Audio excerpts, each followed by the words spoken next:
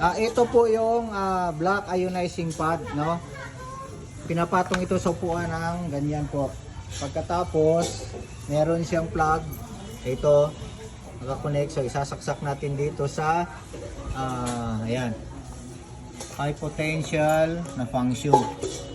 Okay? So, ito yung machine. Ayan po, ganyan po ang setup niya, ma'am. Ayan. So, pwede pong dugtungan ito ng isa kung ilang upuan.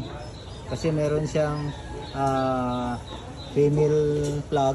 Tapos, isasaksak dito yung dudugtong sa kanya kung ilan. So, ngayon, ito po yung machine natin is 220 volts po siya. 220 volts. So, hanggang 250 kaya niya pero hanggang 220 lang po tayo. So, ito po yung plug niya po, ma'am. Pag na-deliver din sa inyo, wala kasi ito eh. Ayan, ganyan. So, bukod po itong ano niya, tungkol niya. So, sasaksak natin. Bunutin mo muna. Ayan. So, sasaksak muna dito, ma'am. Tulong saksak mo. Bago natin i-plug dito sa, ayan po, gumamit kami ng extension. Ayan, 220. So, nakasaksak na po ngayon. Meron siyang on-off dito sa likod po. Ayan, katabi ng plug. Ayan, naka-on na po siya. So, ito po. Ayusin yung saksakan. Ayan. So, ayan na po siya. Maluwag yung saksakan niya. Ma'am, dapat sigurado yung saksakan natin hindi maluwag. Bitaw mo na. Ayan, okay. Okay, so pag on mo, ma'am, ganyan po siya ang lalabas sa screen niya. Yan yung default niya, no? So ayan ang setup, ma'am. Yan, nakakabit.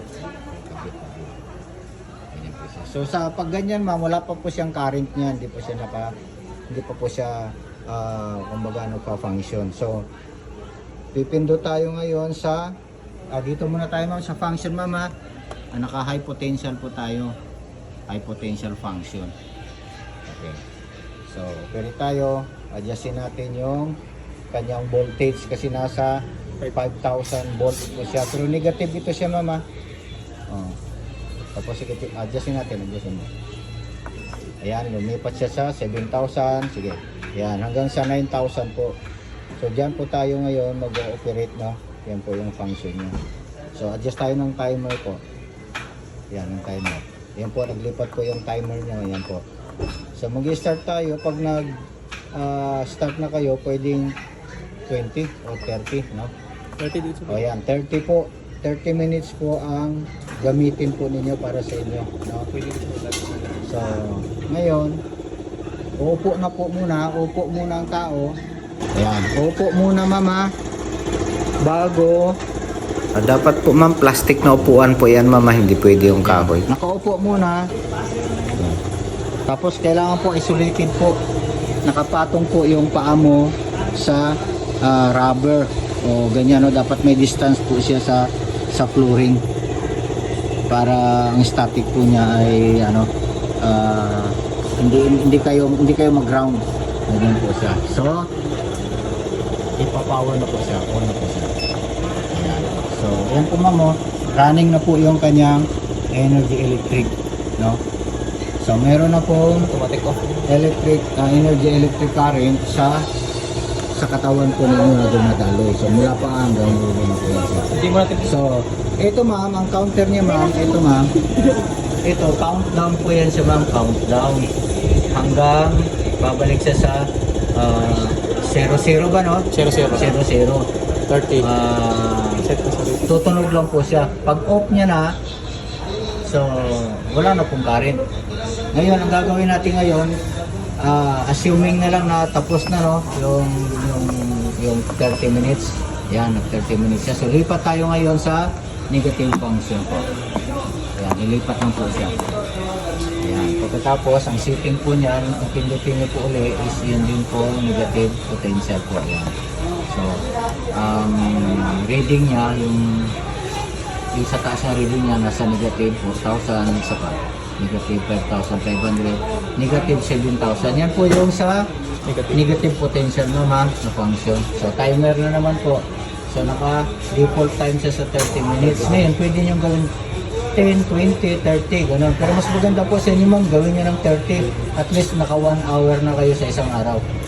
Okay? Sige po.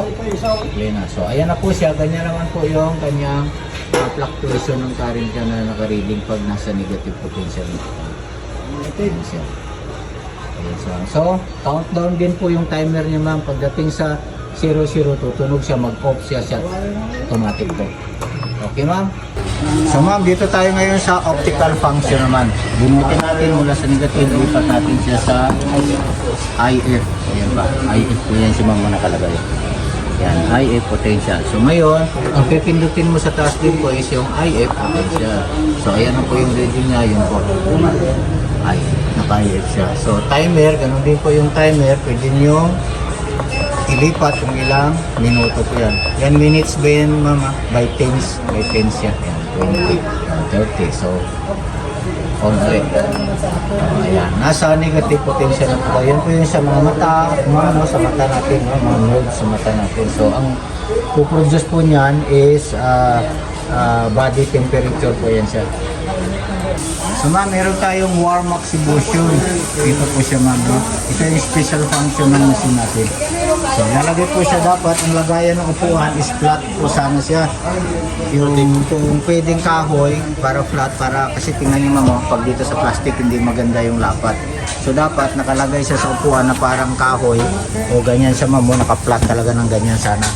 Yan, ganyan sana ang pagka-flat. Pero dahil sa wala tayong flat, so assuming na lang po na meron tayong flat, ganyan siya. Okay, sasaksak natin ngayon siya dito sa ito po yung plug niya. Sasaksak natin dito ngayon sa warm oxybution na function. Yan po, tapos punta tayo sa operation manual niya. Yan po yung pipindutin. Yan po, pag nag-indicate po yung isa, so nasa low pa siya, sige, medium, high. Yan, lalagay natin siya sa high. Then, ang timer po niyan is default na po yan siya, no? No, may 30 na yung maximum niya, di ba? Tapos 90 minutes ulit. Nasa 90. Hanggang 90 minutes din, hanggang isang oras. So, depende na sa inyo man kung ilang oras. Pero, Matulog. sa starting, pwede kang mag 30 minutes muna. Sa sunod, pwede ka lang mag 40, 50, ganun, depende sa'yo. So, pangangailangan ng katawan mo na. Okay.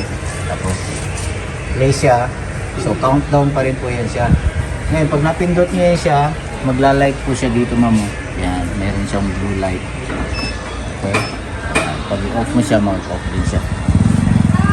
So, ayan po yan siya. Ang ganyan ang kanyang sit-up ng sa warm oxybution. So, mag-o-off na rin yan siya, ma'am, pag naubos na yung time niya.